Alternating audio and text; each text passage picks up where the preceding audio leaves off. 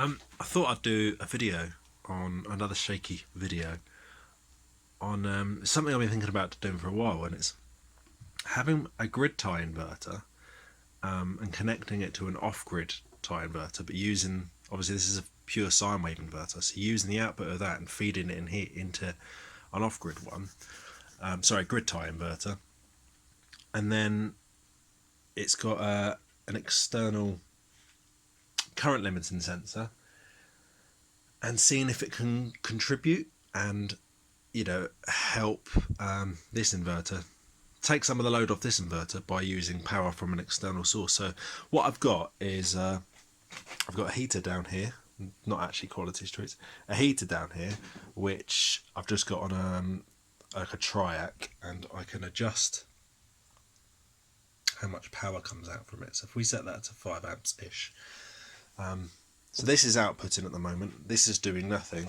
but I've got it set up to output 50 volts, 51 volts. And I've got a current an output limit on this. I think I've got 200 watts because I think that's all that can handle. Although it could be a 300 watt one, I don't know. So in theory, like, I thought I've been thinking about testing this for ages, and I've just been so scared at like breaking stuff I haven't bothered. But I was thinking, in theory, it's going to work, so we'll just give it a go. And I've already broken my phone today, so I thought, well, sod it. If I've broken one thing, I might as well break a couple of things. So I thought we'd give this a go. Let's see. I'll plug this in. So this will only generate when it sees a signal from the grid, and in that case, this inverter is our grid. So I plugged it in, and at the moment we're putting 5 amps from that power supply. And then what we should see is this will see the current coming out of the grid, and it's to start contributing. And there you go, look, it's contributing, and it's powering 104 watts, and it's reduced the load on the power supply.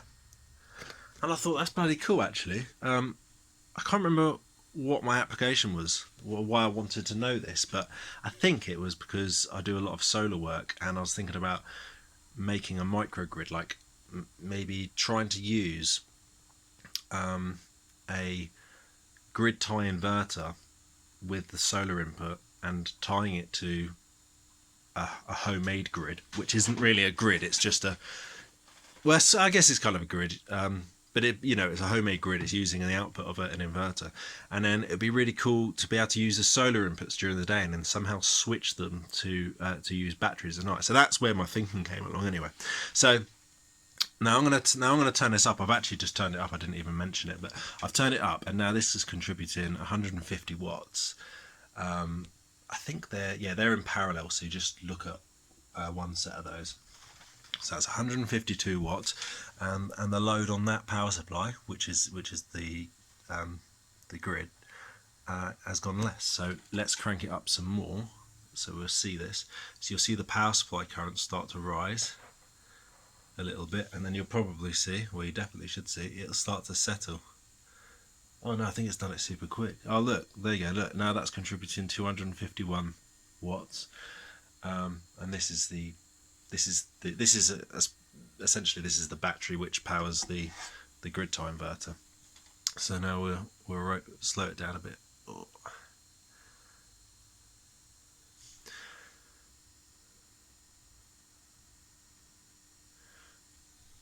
And it's basically 1 amp is the running current of just this. Actually, do you know it might be more. I think it might be 2 amps.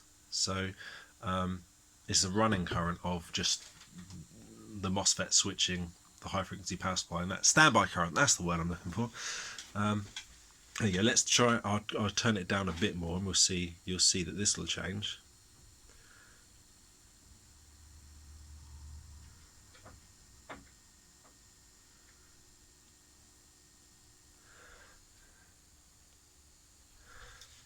There you go, and it's contributing the whole time. So I'm going to crank it right up, and we'll see what we can actually get out of it. So let's crank it to 10 amps is all that power supply will do. Will it go? 10 amps. Cool. And then that's at its max. So we got it set to 250 watts. So that's producing, do the maths, that's producing 270 watts. That's producing 250 watts. So that's bloody cool. And then just to prove it is working, what I'll do is I'll turn this power supply off, which is essentially powering this off-grid inverter. Shaky, shaky. And you'll see that that'll go into overload and you'll hear the inverter turn off. There you go. So that just proves that this was genuinely contributing to keeping that running. That's pretty cool, I think. Yeah, don't know, just thought I'd share it with you guys. Might find it interesting. I thought I'd really push my luck and try it with one of these, which is a non-pure sine wave inverter. But you probably guessed it would this just reads it and just says grid error. But no, I think that's pretty cool. I think what's pretty good about this is if you've got an off-grid setup like I have, I'll show you. It's a bit of a state at the moment, but that battery down there is a 15 kilowatt 15 kilowatt hour lithium ion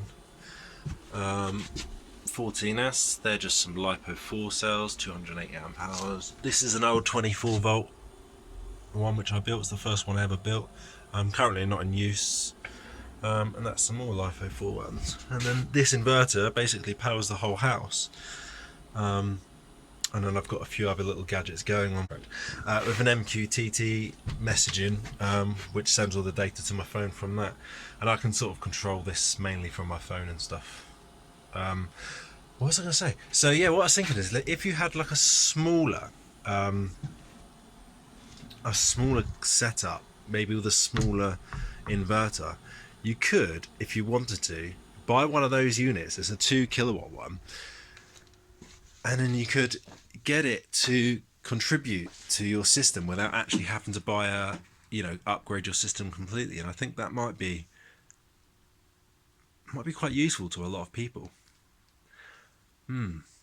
Interesting.